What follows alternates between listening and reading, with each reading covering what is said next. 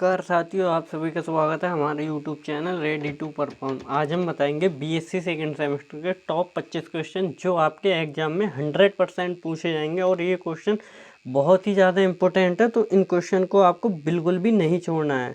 तो देखो, पहला क्वेश्चन क्या है हमारा, यूलर्स फार्मूला। तो यूलर्स फार्मूला क्या है? तो यूलर्स फार्मूला होता है e⁻i⁻ बराबर cos थीटा प्लस आई साइन थीटा। तो ये होगा हमारा यूलर्स फार्मूला। तो इसको आपको बिल्कुल भी नहीं छोड़ना है। और ये क्वेश्चन आपके एग्जाम में 100% पूछा जाता है, हर साल आता है, तो इस साल भी आएगा। तो अब देखो नीचे, अब ये है हमारा साइन हाइपरबोलिक आई थीटा। तो जो भी हमारा, अब आप कहेंगे कि ये साइन एच है, ये क्या है? तो ये एच नहीं होता है, ये होता है हाइपरबोलिक फंक्शन। अगर आपने कोचिंग वगैरह कहीं पे पढ़ी होगी तो आपको पता होगा कि ये साइन हाइपरबोलिक फंक्शन है। तो देखो, साइन हाइपरबोलिक आई थीटा पूछता है ये, तो साइन हाइपरबोलिक आई थीटा इसके बराबर होता है आई साइन थीटा के बराबर होता है हमारा साइन हाइपरबोलिक थीटा। अब देखो नीचे तीसरा क्वेश्चन क्या है, the real part of exponential e⁻i⁻θ। तो जो भी हमारा एक्सपोनेंशियल e⁻i⁻θ होता है उसका रियल पार्ट क्या होता है?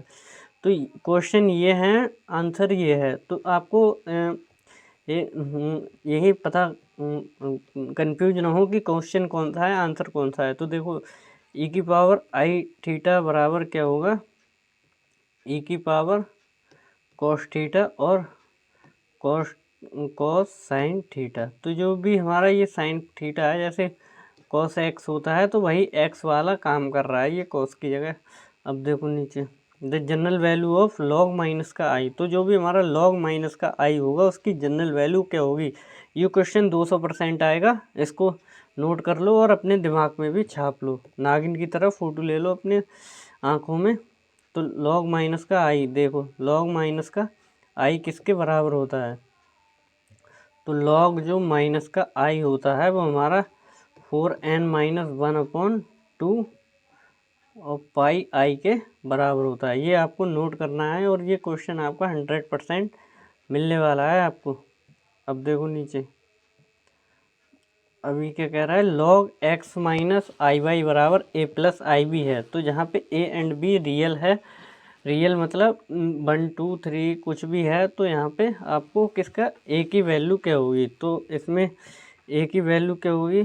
तो a बराबर होगा हमारा 1/2 और log x square plus Y square के बराबर होगा। तो ये आपको नोट करना है। अब देखो नीचे, log 1 plus I is equal to, ये क्वेश्चन 200%, ये क्वेश्चन 200% आएगा तो आएगा, 200% आएगा, ये गारंटी है।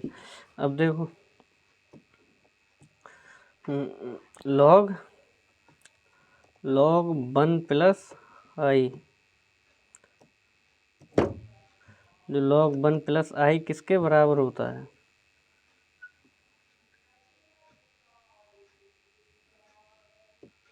log 1 प्लस आई किसके बराबर होगा?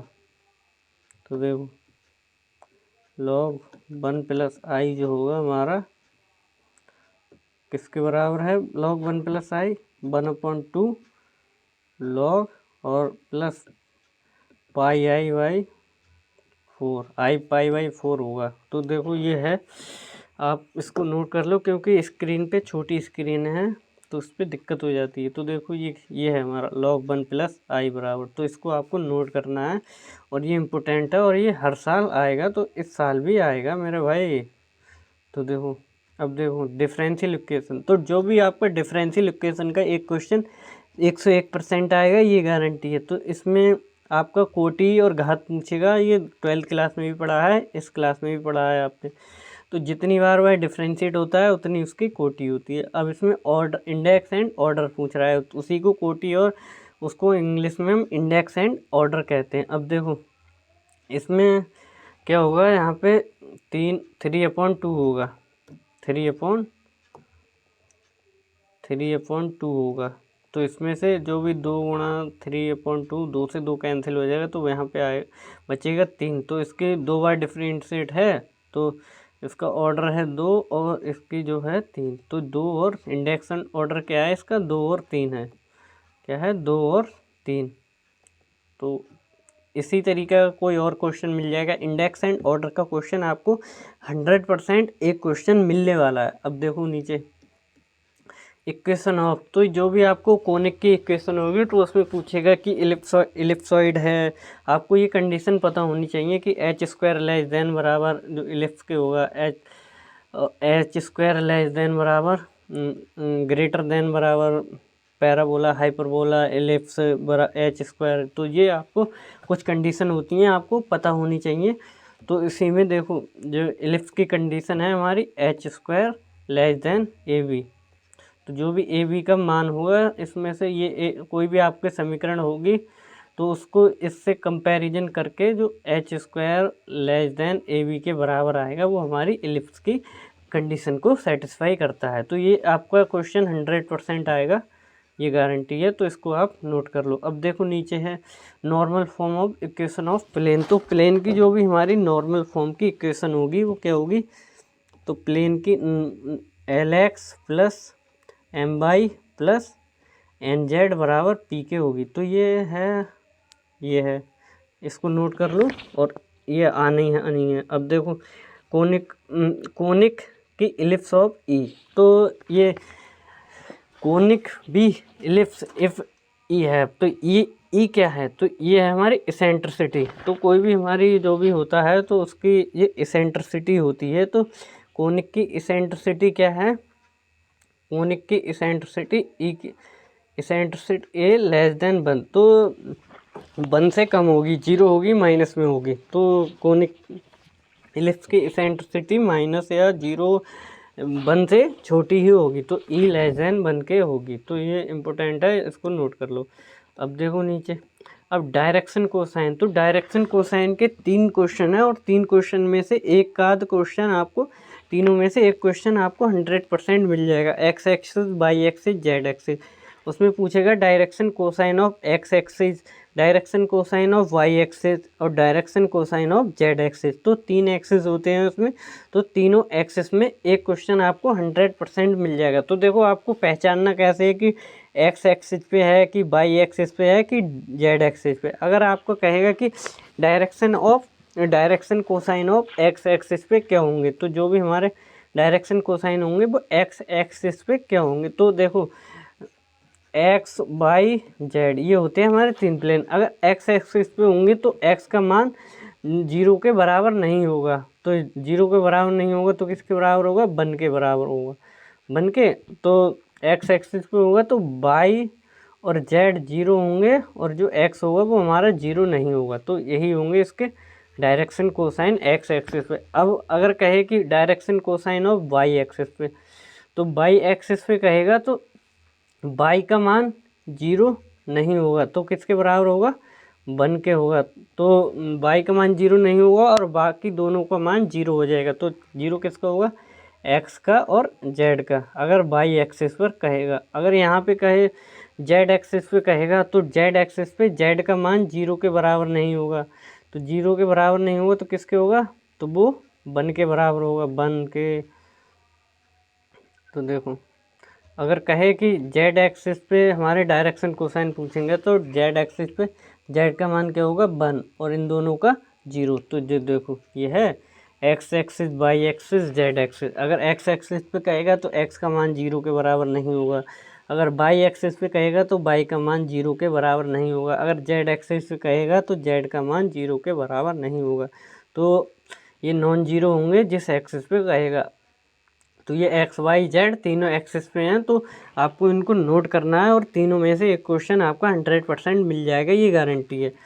अब देखो नीचे द इक्वेशन ऑफ इलिप्सॉइड, तो ये 3 इक्वेशन है आपकी इलिप्सॉइड की, पैराबोलॉइड की और हाइपरबोलॉइड की। तो इन 3 इक्वेशन में से एक क्वेश्चन आपका 100% मिल जाएगा। कभी कभी तो ये तीनों क्वेश्चन आपको मिल जाएंगे। तो देखो पहला क्वेश्चन है, तो ये क्वेश्चन आता है, इसको नोट कर लो और ये 200% आने के चांस है इसके। तो देखो क्या है, the equation of ellipsoid is, तो इलिप्सॉइड की इक्वेशन क्या होगी, तो इलिप्सॉइड की इक्वेशन क्या होती है हमारी, X square upon A square और Y square upon B square Z square upon C square बराबर किसके होगा, 1 के। तो ये होगी हमारी इलिप्सॉइड की इक्वेशन। तो क्या होगी, X square upon A square plus Y square upon B square plus Z square upon C square बराबर किसके होगा, 1 के। तो ये होगी हमारी एलिप्सॉइड की इक्वेशन। अब देखो नीचे, अब क्या कह रहा है, पैराबोलॉइड की। तो पैराबोलॉइड की इक्वेशन, तो इसमें क्या हुआ, क्या है हमारी पैराबोलॉइड की इक्वेशन। पैराबोलॉइड की इक्वेशन क्या है हमारी, X square upon A square plus Y square upon B square बराबर जेड के। तो ये है हमारी पैराबोलॉइड की इक्वेशन। अब देखो नीचे, अब ये है हमारी हाइपरबोलॉइड की। तो इसमें क्या डिफरेंस होगा एलिप्सॉइड और हाइपरबोलॉइड में, सिर्फ जो होगा हमारा साइन का चेंज होगा। उसमें तीनों जगह प्लस है, तो इसमें यहाँ पे प्लस माइनस है, यहाँ माइनस है। तो यही साइन का डिफरेंस है।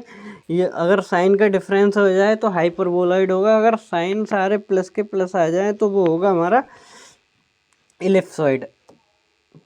अब देखो, ये होगी हमारी पैराबोलॉइड की इक्वेशन होगी X square upon A square plus minus Y square upon B square और minus Z square upon C square बराबर किसके होगी, 1 के। ये है हमारी हाइपरबोलॉइड की इक्वेशन। अब देखो, कोई भी दो आपको स्क्वायर दिए होंगे तो उनके आपको डायमीटर पूछेगा।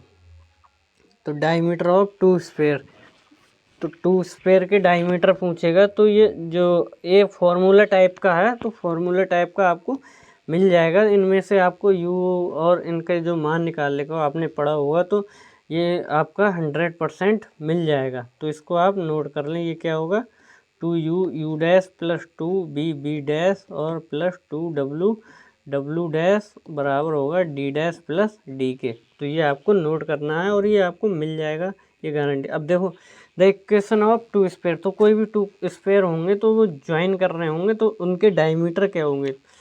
कोई भी दो स्क्वायर होंगे वो ज्वाइन कर रहे होंगे तो उनके डायमीटर क्या होंगे। तो ये जैसे कोई भी दो स्क्वायर हैं तो वो ज्वाइन कर रहे हैं, तो यहाँ से ये, तो इनके जो होते हैं तो इसको हम डायमीटर कहते हैं। तो डायमीटर इनके पूछे जाएंगे।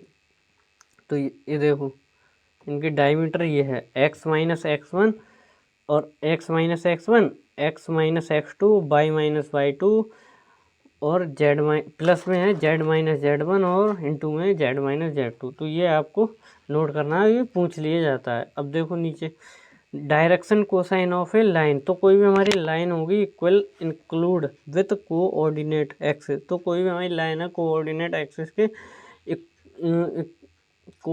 Coordinate the direction cosine of A line. तो कोई भी हमारी लाइन होगी, लाइन के डायरेक्शन कोसाइन होंगे equally include with coordinate axis. तो कोऑर्डिनेट एक्सिस से इंक्लूड हो रही होगी, तो डायरेक्शन कोसाइन क्या होंगे उसके 1/√3, तो 1/√3 और 1/√3। ये क्वेश्चन पूछ लिया जाता है आपका, तो इसको नोट करना है। अब देखो नीचे, इनवर्स ऑफ ए मैट्रिक्स, कोई भी 2x2 की मैट्रिक्स हो और 3x3 की मैट्रिक्स हो, तो इनका इनवर्स आपको मिलेगा। एक तो 3x3 की मैट्रिक्स का इनवर्स मिलेगा, 3x3 की मैट्रिक्स का इनवर्स आपको मिलेगा।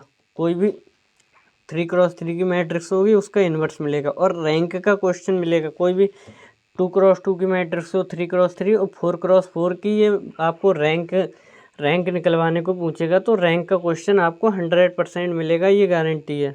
तो रैंक अगर आपने नहीं पढ़ी है तो रैंक पढ़ लो जाके। रैंक का क्वेश्चन मिलेगा, इनवर्स का क्वेश्चन मिलेगा, आइगन वैल्यू का क्वेश्चन मिलेगा।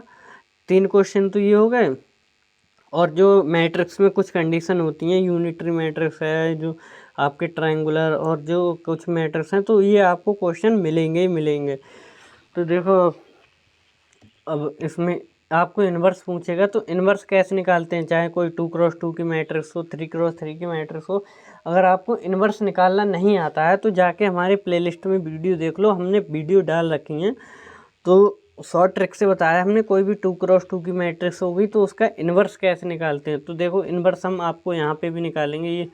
ये मैट्रिक्स है तो इसका इन्वर्स कैसे निकालेंगे। तो इन्वर्स निकालने के लिए हमको 2 चीज़ों की ज़रूरत पड़ती है, एक तो एडजॉइंट और एक तो एडजॉइंट ए अपॉन मॉड ए। तो मॉड को क्या कहते हैं हम, इसको डिटर्मिनेंट। तो एडजॉइंट और डिटर्मिनेंट की ज़रूरत पड़ती है हमको इन्वर्स निकालने के लिए। तो सबसे पहले हम क्या करेंगे, इसका डिटर्मिनेंट निकाल लेंगे। तो डिटर्मिनेंट कैसे निकालते हैं, इनकी कैंची की मल्टीप्लाई कर देते हैं। तो 5 एकम 5 माइनस का 12 तो बराबर आ जाएगा माइनस का था, तो इसका एडजॉइंट क्या आ जाएगा, जो डिटर्मिनेंट निकल के आया इसका, डिटर्मिनेंट जो आया इसका, डिटर्मिनेंट आया माइनस का 7। अब हम क्या करेंगे, अब इसका एडजॉइंट निकालेंगे। तो एडजॉइंट कैसे निकालते हैं 2x2 की मैट्रिक्स का, इन दोनों को इंटरचेंज कर देते हैं इनकी जगह से। जैसे एक की जगह 5 पहुंच जाएगा और 5 की जगह पे 1 आ जाएगा, इनको इंटरचेंज कर देते हैं और इन दोनों का साइन चेंज कर देते हैं। तो देखो क्या हो जाएगा, माइनस का 4 और माइनस का 3, इनका साइन चेंज कर दिया, ये आया हमारा एडजॉइंट। तो इनवर्स बराबर क्या होता है, एडजॉइंट ए अपॉन मोड ए। तो एडजॉइंट क्या है हमारा, ये आ गया। अब अपॉन में मोड ए लगा देंगे तो 1 अपॉन माइनस का 7 हो जाएगा। तो ये हमारा आंसर आ रहा है 1 अपॉन माइनस का 7 और ये एडजॉइंट। तो इस तरीके से हम 2x2 की मैट्रिक्स का इन्वर्स निकालते हैं। अगर आपको यहाँ पे समझ में नहीं आ रहा है तो हमारी प्लेलिस्ट में वीडियो पर ही है, बहुत ही हमने जो वाइट बोर्ड पे बताया है कि कोई भी 2x2 की मैट्रिक्स का इन्वर्स कैसे निकालते हैं, तो वहाँ पे देख लें आप जाके हमारी वीडियो में, तो आपको पता चल जाएगा और ज़्यादा से ज़्यादा अच्छे से समझ में आ जाएगा। और ज़्यादा बड़ी वीडियो भी नहीं है, 10 से 12 मिनट की वीडियो, तो आप उसमें जाके देख लें एक बार कोई भी 2x2 की मैट्रिक्स का इन्वर्स कैसे निकालते हैं। अब देखो, अब ये है the square matrix A is called unitary matrix. तो ये यूनिटरी मैट्रिक्स की कंडीशन है और ये आपको 100% मिलेगा ही मिलेगा। मैंने हर वीडियो में इस क्वेश्चन को डाला है, ये क्वेश्चन है, ये क्वेश्चन है, ये नीचे वाला। तो ये 2 क्वेश्चन है, आपको 100% मिलेंगे। और इससे जो ऊपर वाला इन्वर्स वाला बताया था वो भी मिलेगा आपको। तो ये 3 ऐसे क्वेश्चन आपको 100% मिलेंगे। और ये वीडियो आपको बहुत इंपॉर्टेंट है, इस वीडियो को बिल्कुल भी गिव अप नहीं करना है। अब देखो ये क्या है, यूनिटरी मैट्रिक्स। तो यूनिटरी मैट्रिक्स की कंडीशन होती है ए स्टार। ए स्टार को हम क्या कहते हैं, ए का ट्रांसपोज भी इस तरीके से ट्रांसपोज कहते हैं। तो ट्रांसपोज को 3 तरीके से लिखते हैं हम। ए का ट्रांसपोज ए स्टार बना देते हैं और ए का डैश भी लिख देते हैं। तो ये 3 तरीके से हम करते हैं अपना ट्रांसपोज लिखने के लिए। तो ये है यूनिटरी मैट्रिक्स की कंडीशन। ए का ट्रांसपोज बराबर ए ट्रांसपोज ए, अगर ए का ट्रांसपोज लें और ए ट्रांसपोज का उसी से मल्टीप्लाई करें तो इसके बराबर आ जाए, और वो किसके आएगा, आइडेंटिटी मैट्रिक्स। और आइडेंटिटी मैट्रिक्स की वैल्यू क्या होती है, 1 के। तो ये हमारी कंडीशन है यूनिटरी मैट्रिक्स की। अब देखो, अगर आपको अभी समझ में नहीं आ रहा है तो मैंने टाइप्स ऑफ मैट्रिक्स की वीडियो डाली है, उस पर बहुत ही बढ़िया तरीके से बताया है ये सब, जो भी टाइप्स ऑफ मैट्रिक्स के। अब देखो ये है 4A matrix A and B. तो कोई भी ए और बी मैट्रिक्स है तो उसका ट्रांसपोज क्या होगा। तो ये क्वेश्चन आपका 200% मिलेगा।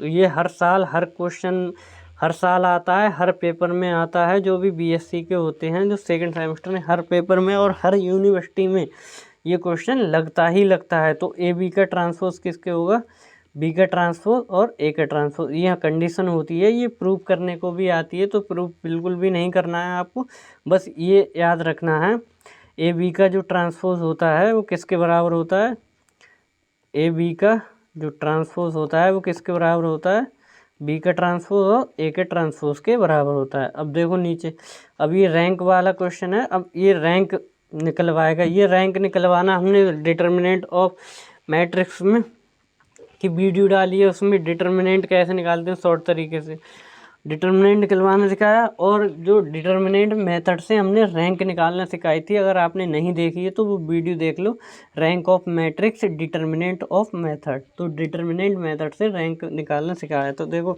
अब ये 3x3 की मैट्रिक्स है तो इसका डिटर्मिनेंट निकालेंगे। अगर डिटर्मिनेंट नॉन जीरो आ जाए तो इसकी रैंक 3 होगी। अगर डिटर्मिनेंट 0 के बराबर आ जाए तो इसकी रैंक होगी, अगर डिटर्मिनेंट नॉन जीरो आए तो रैंक होगी 3। अगर डिटर्मिनेंट 0 के बराबर आ जाए तो इसकी रैंक होगी 2।